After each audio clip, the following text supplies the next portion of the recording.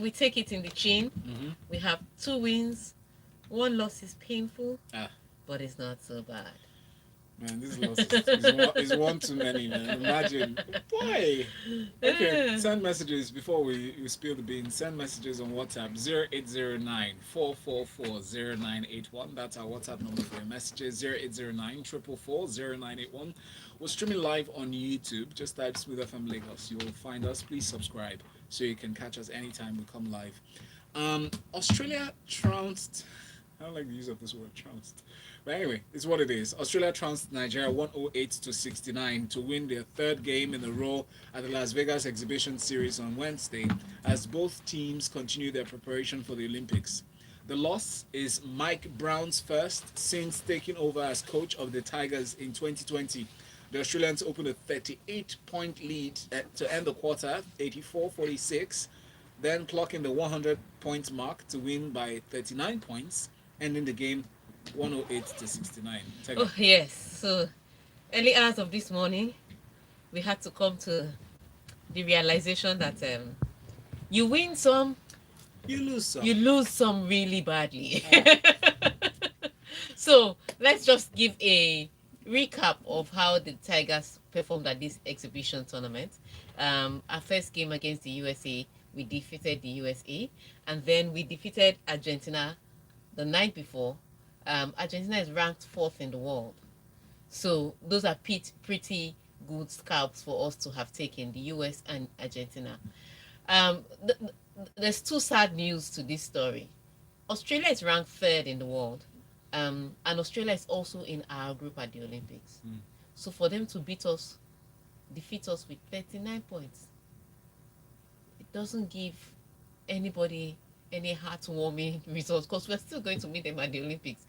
Are you telling me that this is what we are going to play our first match? I don't know. I'm asking. But maybe we needed the reality to set in because I think if you watch last night's game, the Australians actually read us. They'd seen how we defeated the US. They'd seen how we defeated the Argentines. We were the aggressors. We went all out. Defensively, we forced both the US and the Argentines to play extra shots. But offensively, we were attacking the rim at every opportunity and taking shots from the perimeter once we had an opening. And it was great. So the Australians, when they were guarding the Tigers last night, it was massive. They forced the Tigers off the line and then forced them to rush their shots. So it's not like the Nigerians weren't playing. It's just that the buckets weren't dropping because the Australians shook the Nigerians off their game, and that's exactly what they tried to do. So when teams read your game like that after watching you in an exhibition match, I think, an exhibition game, I think that coaches should be able to have some adjustments. So what I know about Mike Brown is that he will look at this, and he will come back with an answer to Australia, seeing as we are going to be facing them at the Olympics. But the truth of the matter is the way that they read us, opened us up and beat us completely. It was merciless. Sometimes when you analyze these things, the words you just it's very graphic. It's like if you're up at 2:30 a.m. in the morning to watch your team getting beat, you will have the same. Because think about it, you did not sleep, and then you did not celebrate. And you stayed up to watch that. Yeah, you did not sleep and you didn't celebrate. Why are we here? This is what I sacrificed my sleep for, to come and cry in the morning that we lost by 39 points. Is that what I said? And then you're here to report it. And then I'm here to report it. So I don't even have a moment to sulk and put salve in my wounds. It's unfortunate. I'm not writing off the team. I'm not even saying that they got carried away. I'm saying that maybe they too didn't read their opponents. Because I know when you beat the US, you beat the world number 4 team. When you're playing the world number 3 team, you think you have a hope. And we did look like we had a hope in the first quarter.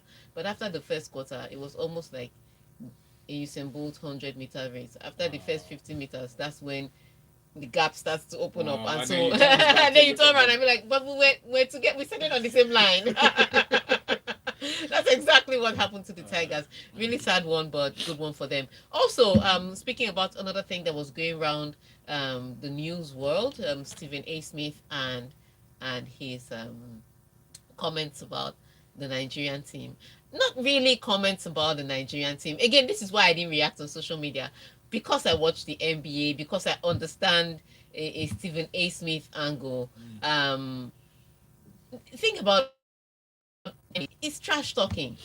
Basketball is literally trash talking. People just trash talking each other, and you will be shocked what these people say to each other. And the next minute they'll hug each other at the end of the game, but they're trash talking each other in the middle, and that's how the NBA is kind of presented, with some trash talking.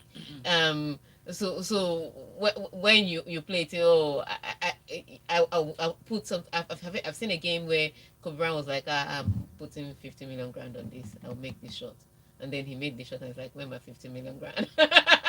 They trash talk each other's family, trash talk. They do it. So when Stephen A. Smith came out with that video, he wasn't in fact, if you watch the video, he wasn't even trash talking Nigerians. He was trash talking the US team. But in trash talking the US team, he made a comment to the Nigerian names. He's like, I don't even know how to pronounce our names. I'll take out that guy. That's trash talking in the NBA. They do that normally. This is not to make excuses for him, but it's the reason I didn't jump on the bandwagon. He's come out to give some sort of apology. I didn't jump on the bandwagon because I understood that that's trash talking NBA.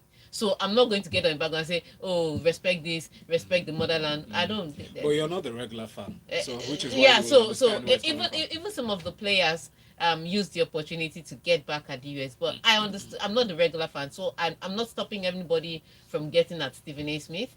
I'm not stopping. I'm not saying that Stephen A. Smith shouldn't have apologized, but I will not critique him too much because I'm used to NBA trash talking. And so I didn't jump on that bandwagon. Thank you so much for that. Checker time is 9 minutes past 9 o'clock. There's a message here from Ugo. It says, "Good morning, Val and Tega. Why isn't basketball like football, where it's against the rules to play exhibition games against teams in the same group as you?" Why isn't basketball as? Why isn't Ugo as Val? You already. What does that even mean? Why are you trying to make two different sports the same? Thank you. So that it will be acceptable by you. Thanks for the explanation. Yeah. Let's move on now to tennis. Before we move to tennis, let's take another message. All right, cool. Ayox here says, "I knew Australia would beat us because they beat the US with a big margin. The game can be different at the main tournament. They were very defensive and counter-attacking. You learn more from losses, so I see positives in this loss." Interesting. Sam from Ikoyi says, "I think the Tigers would bounce back. Some welcome reality check from the Australian game, and we just need to pivot. Read through the lines, that's all. We've got a good team, and we've had an amazing tournament." Thank you, Sam from Ikoyi. I hope you're keeping safe. All right, here's this one from Roger Federer. 20-time Grand Slam champion Roger Federer and British number one Johanna Konta have both pulled out of this summer's Tokyo Olympics. Federer has suffered a setback with an existing knee injury. Konta has contracted COVID after withdrawing from Wimbledon when a member of her team tested positive and she was identified as a close contact. Yikes. Yes, so a member of her team tested positive at Wimbledon, so she had to go into isolation compulsorily, whether her test turned up negative or not, which is why she had to pull out of Wimbledon. But now she said she started seeing symptoms, and because she started seeing symptoms, she had to go for a test, and she's tested positive now. So there's no way she can make Tokyo. She would probably have to first isolate, then return 2 negative tests before she'll now start flying to Tokyo. And the protocol to get to Tokyo, oh my goodness, it is a lot. It's almost like coming out of a nuclear plant. Wow. Some of my friends that have made it into Tokyo, into the bubble, said, "Tega, we're checking our temperature." I have a friend working at the Olympic channel. She said, "Tega, we're checking our temperature every day. We're sending samples every week." That nuclear plant analogy is very apt. I'm telling you, the checks were, so every day they were sending data of their temperature. Their and they've been, you have to be, their team, they just almost made it compulsory. They said it's not compulsory, but it will help. So everybody just kind of got the vaccination. And despite that, they had to still be sending data almost every day. They had to do checks. So getting in is a lot of work. So Johanna Konta, no way she can make it. For Roger Federer, is there anybody that really thought Roger was going to go to the Olympics? Really? The guy is 40. He's come back from 2 knee surgeries. He struggled even at Wimbledon to play well. You think he's going to put his knees on hard court if he's planning to play at the US Open. Come on.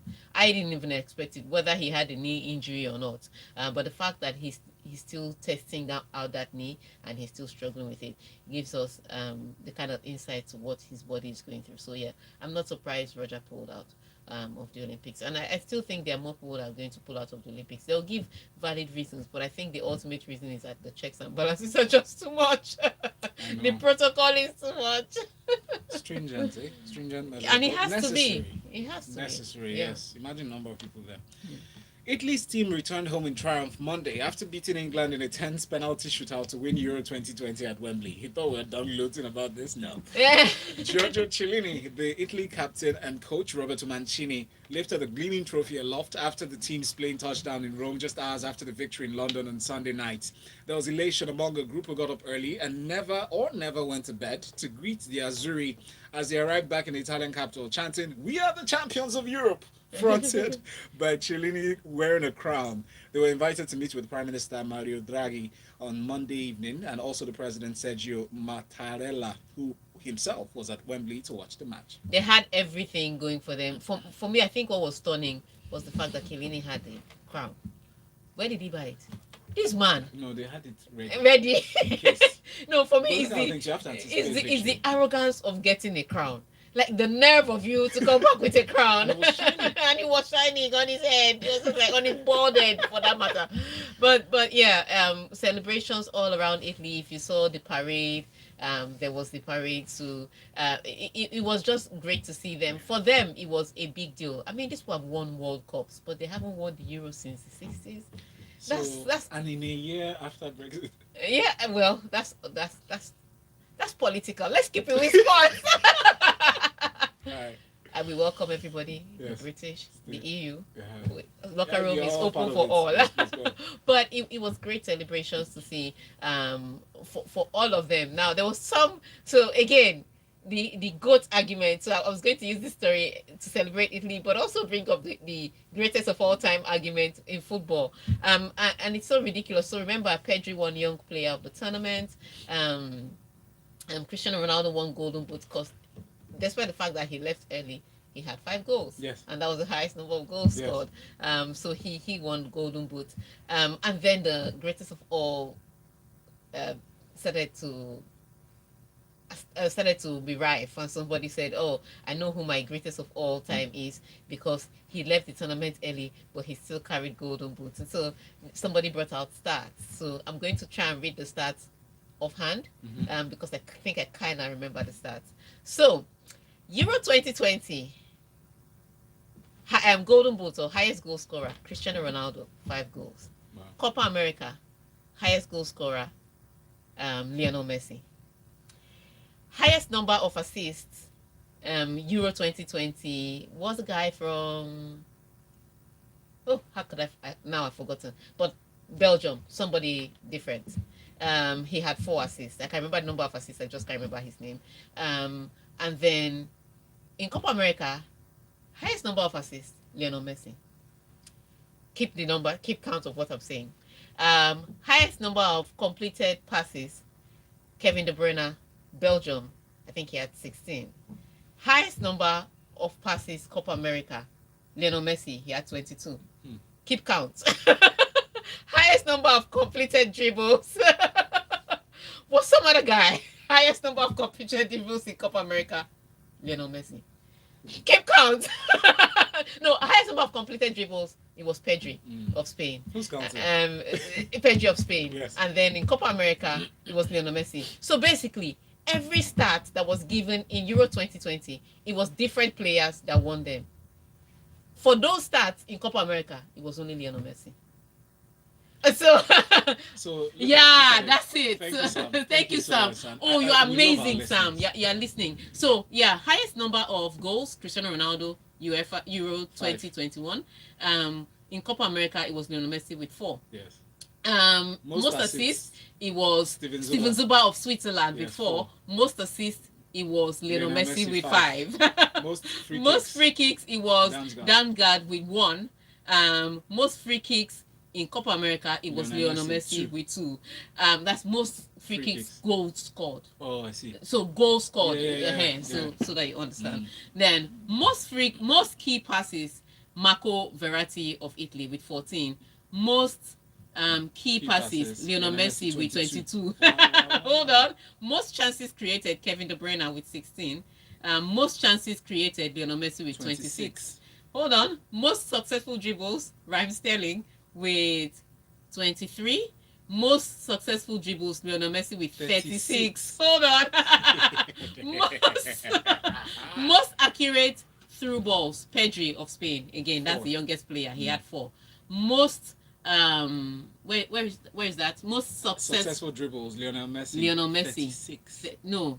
Most goal creating actions, Lionel Messi 47. So Pedri was 4. Lionel Messi was 47. So basically, Lionel Messi was the one with all the things. And so at the end of this, somebody now put a quote of Johan Cruyff, and he said there is a difference between a great goal scorer and a great player. End of discussion. So in your own time, now you know who is the great goal scorer and who is the great player. At this point, is a drop mic moment. Stay with us. We'll be back after this. Mad. They cannot. They cannot. It was everything. Numbers don't lie. See Messi. But they don't tell the entire story. But yeah. What? It's not about the goals, really. I'm telling you, everything was Lionel Messi. Oh boy, this guy. One person. One. This one is one that tripped me the most. Yeah. Goal creating actions 47. After Maradona. It's some people's opinion before Maradona, but for me, after Maradona. I saw Maradona's magic. Okay, let me put it this way. I think we're back. Yeah. You can put it this way. Oh my God. I think with Maradona, you saw magic and hard work. Yeah, the excitement never ends here on Smooth Breakfast. And of course, the Locker Room 91. Check us. You want to put it this way, please? Yeah. So we're talking about. So you're saying after Maradona, yes, because you watch Maradona. Messi, yes. I think the difference in Maradona and Messi for me is that with Lionel Messi, you only see the magic. With Maradona, you saw the hard work and the magic. Mm-hmm. So you saw him physically exerting himself on the pitch, and you also saw the magic. That's another thing I saw with Kobe Bryant. I've not seen with many people. Because it's really not about the finishing itself, but it's making the game, it's making the goals. It's the way some athletes play. It's like when they ask me in tennis that I tell people in tennis that Novak Djokovic is going to win like 25 Grand Slams. In fact, he's going to end up for now with the highest number of Grand Slams, 25. But he still can't be my greatest of all time because. For me, if you say you're the greatest tennis player of all time, your tennis has to be the greatest I've seen. And it's not. And in all forms. So in all forms. So it can't just be your numbers. It also has to be your tennis. Same thing with football. If you're saying you're going to be the greatest footballer of all time, your numbers should be good, but your football should also be one of the best I've seen. You can't have one without the other. They have to be side by side. So yes, if you are going to count the greatest athletes, I would say Cristiano Ronaldo. I'd say Novak Djokovic. I'd say LeBron James. Because I've seen those people in terms of athleisure, yes. When you look at their numbers, you cannot but say these guys are great. Yeah. But if I were to watch Cristiano Ronaldo play football first, I may not have fallen in love with the game. If I saw Novak Djokovic play tennis, I may not have fallen in love with tennis. So your numbers and your style have to be at par. You can't just have numbers. That makes you a great athlete, but it cannot make you the greatest player in your sport. Your sport. That's right. So whether your sport is tennis, basketball, Formula One, whatever it is, yeah. Thank you so much. Umpires, trust umpires, as with most fans actually take it the other way. They said, hi Tiger and crew, if there's anything those stats tell us, it shows the quality of both competitions. Copa America is a farmers competition, QED. Wow. Idowu from First Access, for every Messi conversation, Ronaldo comes in. For every Ronaldo conversation, Messi comes in. I think there's no best goats. Both are. Let's cut them some slacks. Koizi.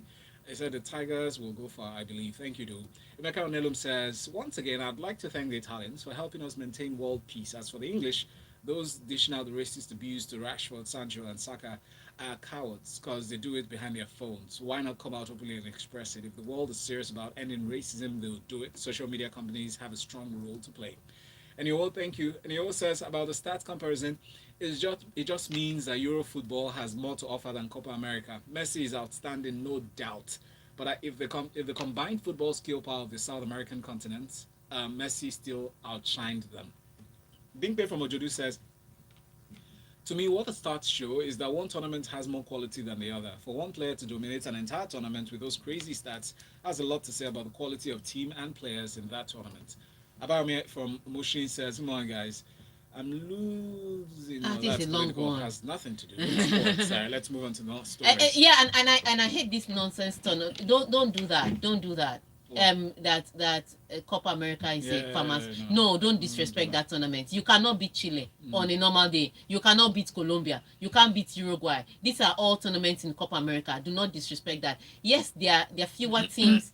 There are fewer teams from Copa America than they are in the Euros. But again, having more teams in the Euros also makes it a lottery. So it may not be the best teams that will always win. Having more teams in Europe actually makes it a lottery. Think about it. If they didn't expand the competition in 2016, Portugal would never have won because they won't have even come out of the group stage. That's true. So let's not downplay one team. It's like when they say PSG is a farmers league, or the one that gets me is the Bundesliga one. Bundesliga is not a competitive league because it's only Bayern Munich that's always winning. But when they bring that same Bayern Munich to put against your teams, that Bayern Munich dominates your competition. So why are you downplaying their success to fit your analysis? It's like saying, because I got all A's, 7 A's in my secondary school, and I went to a public school, then I'm not better than the private school student. The private school student is not better than you because there are only 15 people in a private school class, and then there are 40 people or 50 in your school. No, don't downplay one tournament to make it. It's simple. It's easy. A tournament is as good as the teams that play in it. Now, if you say the Euros have many countries, so it doesn't bring that, it brings more competition than Copa America, that's a fat lie from the pit of hell. All right. How many of those teams in the Euros can beat all the teams in Copa America? Good question. If Chile plays Switzerland, what will be the result? Sorry. It's okay. Sorry. I understand. Don't downplay one person's tournament. Don't do that. Yeah. You heard. Cruz says Tega is our own goat. We've heard analysis everywhere for years, and Tega is special and superb. I say it with my full chest. Thank you for the emojis. He says Tega does sports, not just football, b-ball, that's basketball, Formula One, tennis. She's the full package. Cruz, you want to be assistant manager? Anyway, let's move on. Let's move on to hot gossip. Real Madrid president Florentino Perez says he was being targeted because of the failed Super League after old recordings appeared on Tuesday in which he attacked club legends this one I thought Iker Casillas and Raul Gonzalez. Wow, the recordings, which date from 2006, were published in the online newspaper El Confidencial on Tuesday. In that, he was quoted as saying that Casillas is not the goalkeeper for Real Madrid. He's not and never has been. He's been a big failure. Okay, so yes, so remember when people were apparently Florentino Perez had left. He was not present at the time these recordings were made. He had resigned, but he was having a phone conversation in which he said that Raul Gonzalez, can you remember Raul, pretty boy Raul? Yes, that played for Real Madrid. He said Raul was a fraud. And that Casillas was also a fraud. It's just that a lot of people like them, but they are not good enough to be Real Madrid players. Can you imagine? Bottom line. Now, yes, he said this in 2006. But regardless of what he said in 2006, for him to make that as an average person, you have your preference. As a common man, you have your preference. Okay, I'm Tega Anojaife, sitting in Lagos, Nigeria. My preference may be Raul, may not be Raul or Raul over Benzema, but that's just my preference, me sitting here. But as the former president of Real Madrid, as a stakeholder in Real Madrid, your opinion like that carries weight. So you now come against a club legend in Raul. I can even forgive Casillas because the way Casillas even left was very embarrassing. And I didn't think he was treated well. I didn't think he was also the best goalkeeper I've ever seen. But I didn't think he was treated well when he had to leave. However, for Raul Gonzalez, for club and country, The nerve of you to call him a fraud. Mm. I'm not Spanish, but even I had serious respect for Raul Gonzalez. You don't say that over a phone. So yes, it was 2006. Yes, you were not the club president at the time, but you were still Florentino Perez of Real Madrid. It carries weight. And it's a big issue. And so for him to say that he was targeted and that they're trying to target him because of Super League, we agree that you are being targeted, because I don't understand why this conversation is coming out now. This 2021, this conversation was done in 2006. We didn't hear of it. But for it to come out now, of course, there must be agenda that is bringing it out now. But I always say something.